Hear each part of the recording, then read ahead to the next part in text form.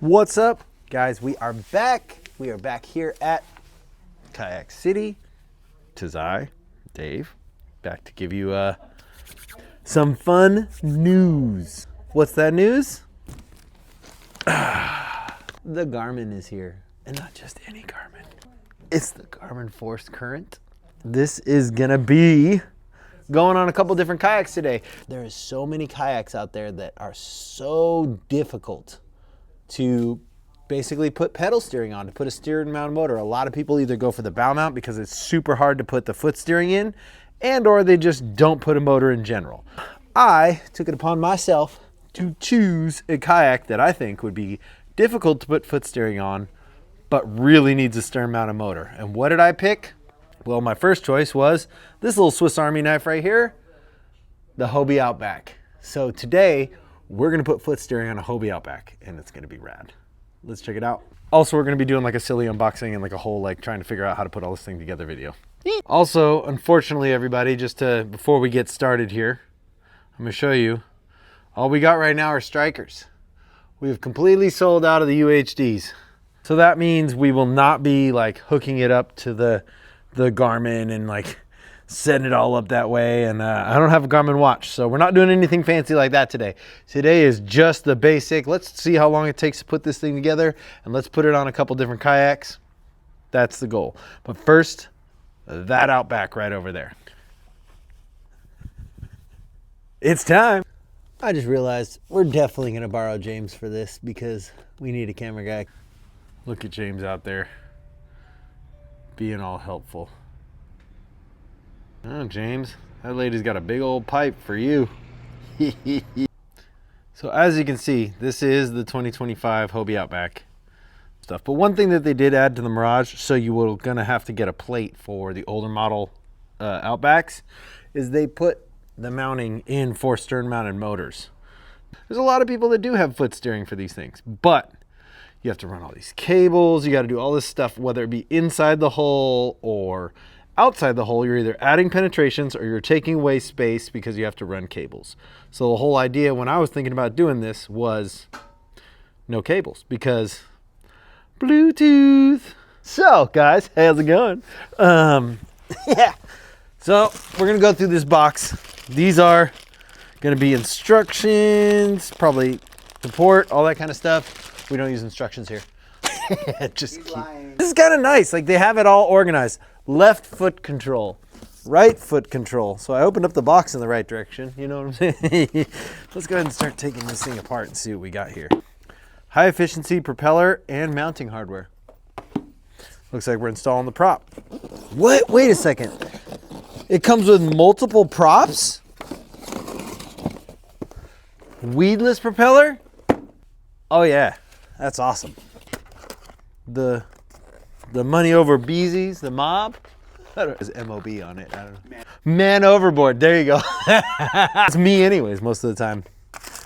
Oh, dude, it comes with like a little, it's a watch. That's sick. All right, sorry everybody. We're gonna get back to this. This is me like finding all this stuff out for the first time anyways. More. This has got some weight to it. Doesn't have a label. There you go. There's our motor cable for power. So I went ahead and I put the pedal on the track, and I'm gonna go ahead. You know, a lot of people that do their foot steering tend to get rid of these because they want the extra space in the Outback, but my whole point was trying to have all the extras in the Outback. So we're gonna put this and we're gonna put it all the way up front. Only reason being is if you've ever been in an Outback and you're over 5 feet tall, you need the leg space. So we're gonna go ahead and I'm gonna mount this straight to this rail. This is the hardware that it comes with. It's a track nut, big old Fendi washer, and a bolt. So I'll go ahead and do that now. Garmin, thank you for the hardware. The hardware kits are sick. That could be for anybody. We here at Kayak City, we have vendors like Yak Attack. So we're gonna go ahead and we're gonna use the Yak Attack T-bolts because I don't trust the Garmin hardware, but I wanna show how well this is integrated into basically everything. So we're gonna use the regular Yak Attack quarter 20s because they're so popular. The low pro Lock nuts are actually not available right now. We don't have any. We ran out. Yak Attack. We ran out. Now I know what people are going to say. Oh, I can't get my pedal drive in anymore. Well, you have pedal steer. Why do you need a pedal drive anymore? One pedal, mounted, ready to go. Easy peasy, lemon squeezy. So the Garmin Force, this is the hardware I was talking about. It comes with 3 packs of hardware. You get the longer bolts with the Fendi washers, the track nut, like I said. You can actually get these hand tight ones. This is for an adapter for the system. There's actually basically a bracing option for if you wanted to hard mount this to the plastic. You take that Garmin track off and you can hard mount it to plastic. And then they have these. They're anchors. They're bolt through anchors. If you drill into your kayak and you use these anchors to mount these pedals, I suggest against it. Garmin, love you guys. This is an awesome concept, and I know this is just the tipping point for everybody to start going Bluetooth and figure out all sorts of mods. Feel free to call here, talk to James, talk to myself, hit us up. We would totally love to put some input into this thing to where we could kind of, you know, streamline this for all kayaks. Because if we're using basically metal drywall anchors, metal threaded drywall anchors for polyethylene plastic,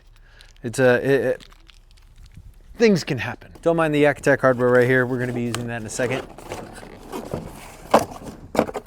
Open this up so you guys can see. This is the Garmin track and this is the Garmin pedal. These match each other. The teeth can grip. It's called posi stops.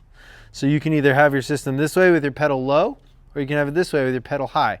I'm choosing the pedal high position for now. This bolt right inside here goes inside that threaded slot right inside there.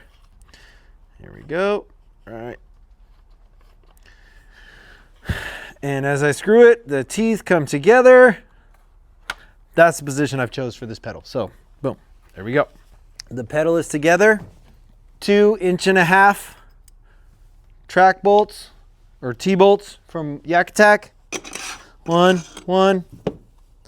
Find my spot.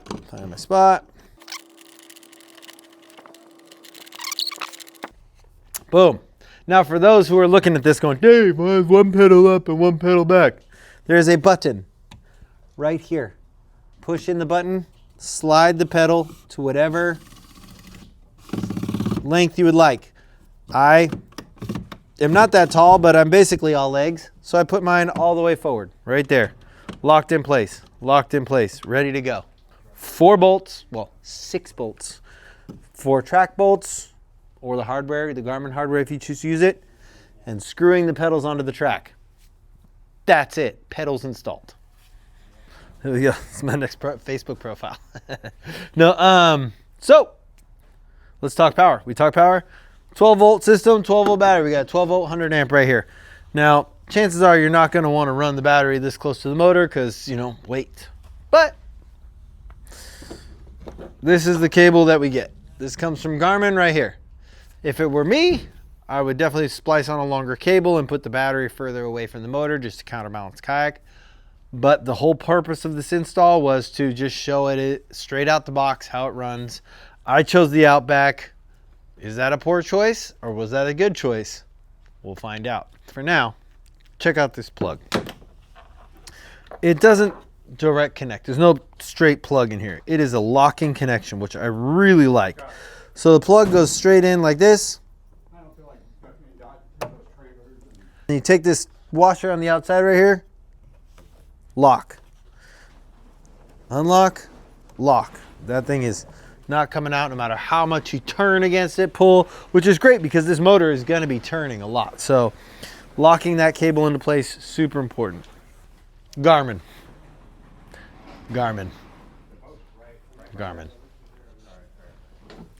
What are these, dude? This is like something I would put on my kid's toy. There is no way I'm going to get these 12 volt battery pins through that loop. I mean, there is literally no way. It just barely fits on them as it is. So what I'm gonna do is I'm probably gonna have to bore these out just a hair, just so I can get the bolts to lock into the battery. So bigger connectors, connector options. Let's hit a boy up. We can talk, man. We can talk. There is options. Also, aluminum's great. Gold. I go ahead and I take my outside thread diameter and I find the drill bit that matches the exact diameter. I don't want to go too much because there's not a whole lot of metal. Maybe bigger contactors might be a better idea. Honestly, splicing on some bigger contactors is not very difficult, but for now, DIY guy.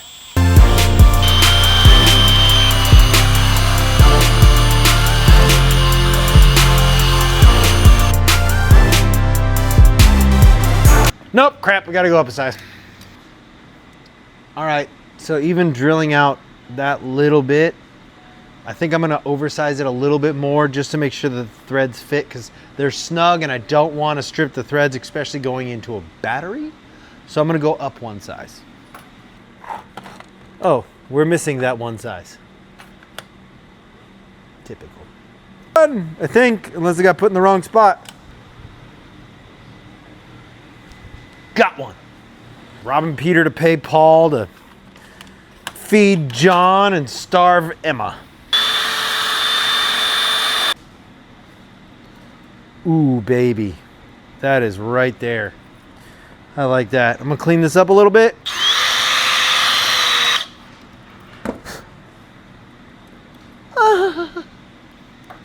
Next. Oh. We're gonna splice them. So here's what we had to come up with. Because this wire is so thick and the connectors that Garmin gives you are so tiny that unless you want to fit it on a little tiny battery, you want 100 amp, you want all day, we're gonna go ahead and we're gonna do the bigger connectors on the wire to the Anderson plug. I'm gonna go ahead and tie an Anderson plug into this. So for you guys who are not familiar with Anderson plugs, they're pretty fun, and I'm not the biggest fan, but I do like them, especially when it comes to scenarios such as today. Take the aluminum on, crimp the hell out of it one way, crimp the hell out of it the other way. One's in.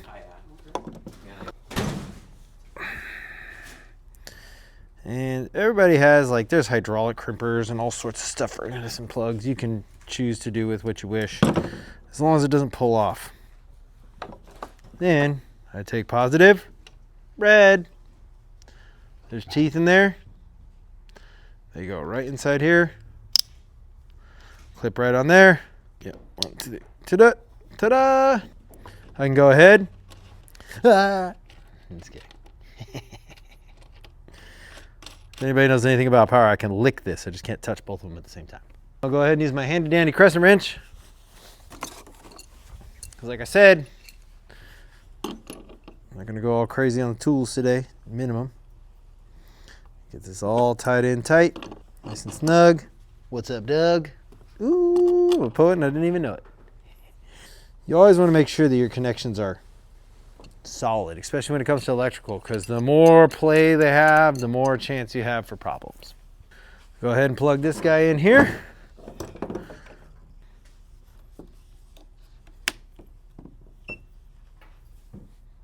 Boom. See, this would have all been done if I just read the instructions from the beginning, but I like to just dive in and like figure it out later. I am an instruction reader, but not in this case, because I wanted to see just straight out the box, no thinker guy at home, how would I go about putting this all together? So that's what we're doing here. And James made a good point. No double A's.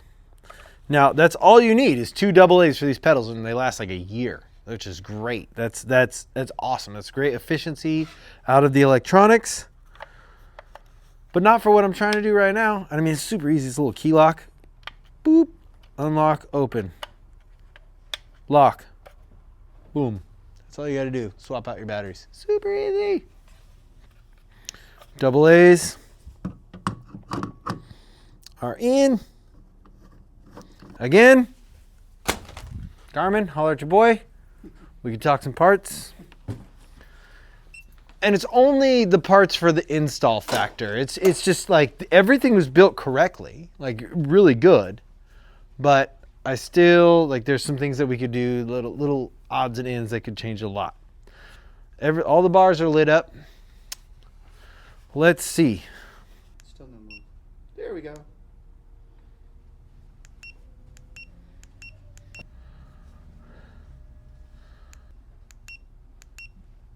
That thing is really quiet.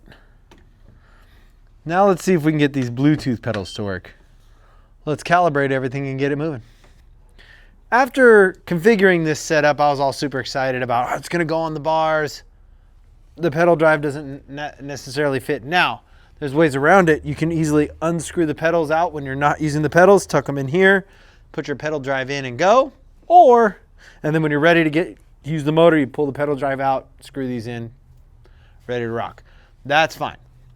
The other issue that I was coming up with is distance. And because the Outback seat is not necessarily adjustable for distance, and we have to use these braces for this Outback, my knees were like in my chest and my toes go numb after a while like that. So I brought my slightly smaller counterpart, and he fits in this thing perfectly. Go ahead and put your feet up on the pedals real quick. See, now that's a little bit more comfortable. Now, I will say we are going to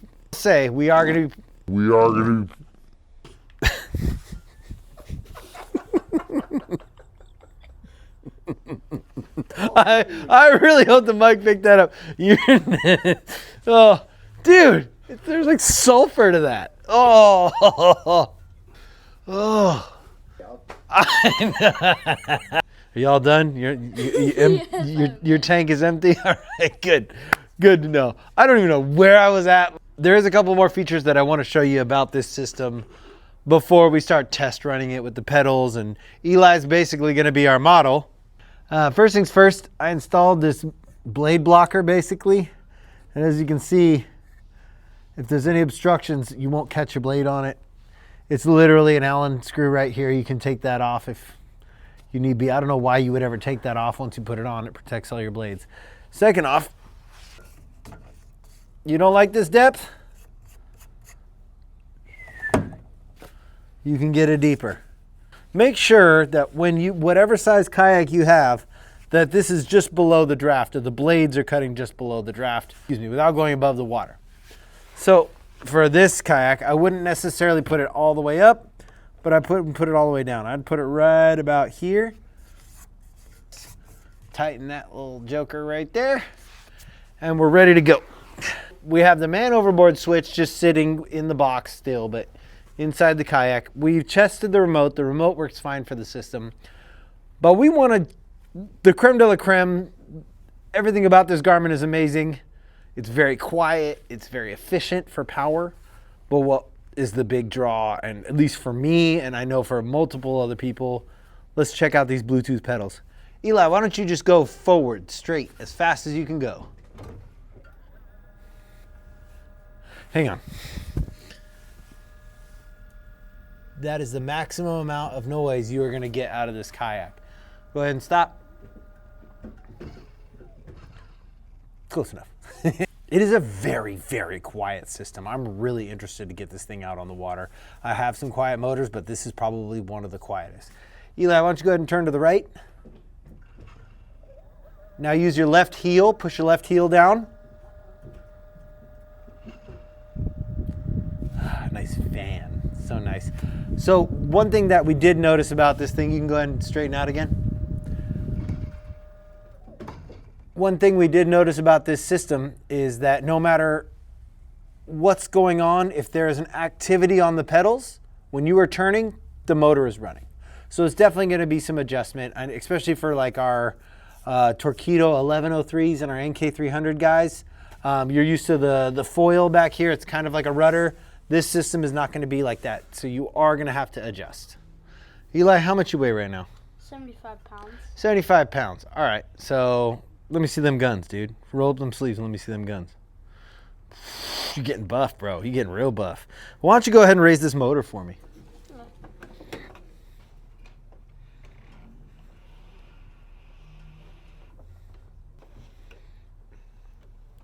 That was easier than I thought. Exactly. A lot easier. Now go ahead and lower the motor for me. Slowly.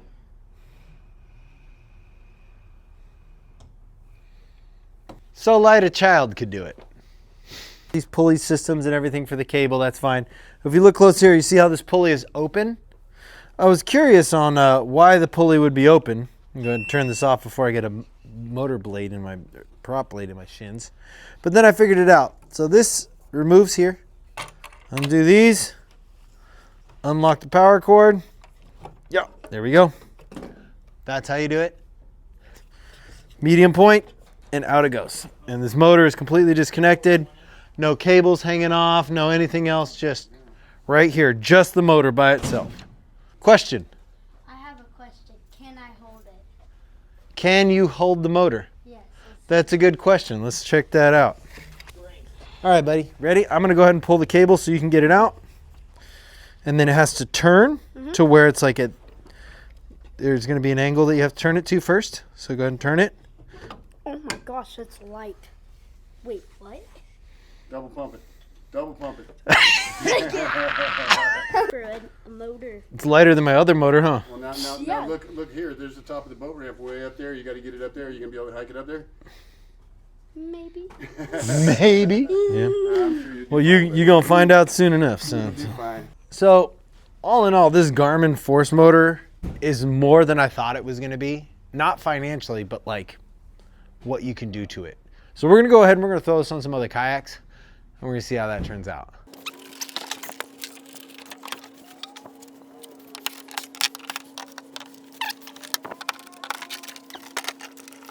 We're done. And we are completely disconnected. The motor is done. But the system is completely disconnected from this kayak.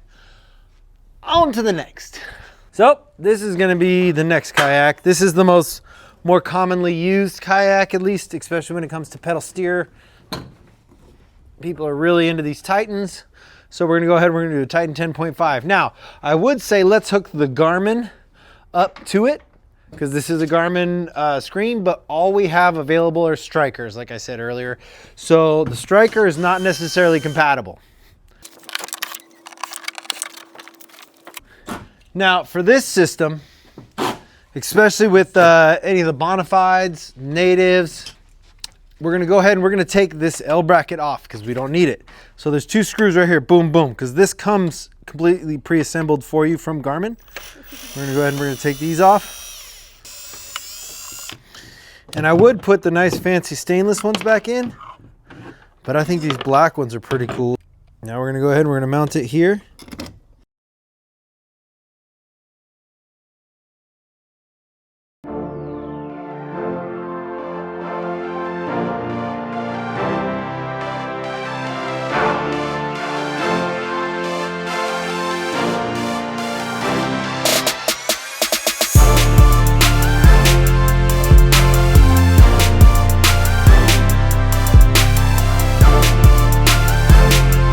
Removing it from the Garmin track, putting it in here. I had 4 screws. Coming over here, I have 1, 2, 3, 4 screws, 5 screws, 6 screws for cable management, 7 screws, 8 screws for the actual motor pull. That's it. Done and done. I'm gonna hop in and I'm gonna get this thing squared away for myself. What's up? Wolf of Walmart here over at Kayak City. Just kidding. All right, son. Go ahead and show them how it's done, dude. Show the pedals. No. Yeah, there you go. The bike pedals first. You can do the bicycle, and then you can, if you're getting tired of that, just motor around a little bit with the motor. So. Go ahead, hit it, boy. Okay. Go ahead and turn it. So one thing that we were doing, because I mean the setup was very quick, as you guys saw, it was pretty easy. One thing we ended up doing was dropping the motor. Because when I turned it and I was test running it, it was all tick, tick, tick. I was like, what was that? What'd you say? It's hitting the boat. So, yeah. So we had to drop the motor, but like we showed you earlier on the adjustments, super easy to do. I really like this system. Wee. I really like this system. I think, honestly, I feel like it's more beneficial for this style kayak than it ever would be for the Outback. I just really wanted to do it on the Outback. I really wanted to see that work. My favorite kayak. Yeah, it's Eli's favorite kayak out of all the kayaks.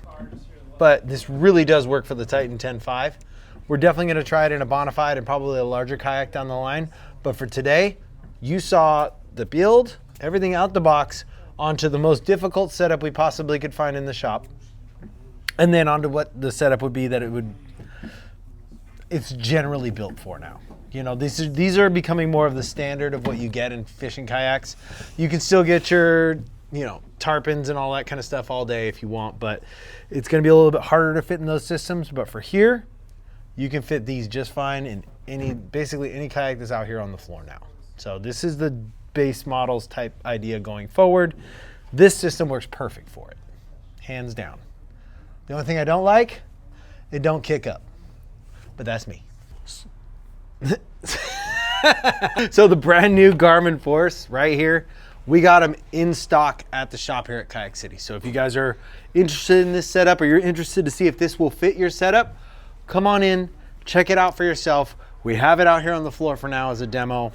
We have them on the shelves for sale. They are here. It is ready to go. Bluetooth steering, cable-free steering is here. You got a project, bring it in. You got a challenge, bring it on. Let's go.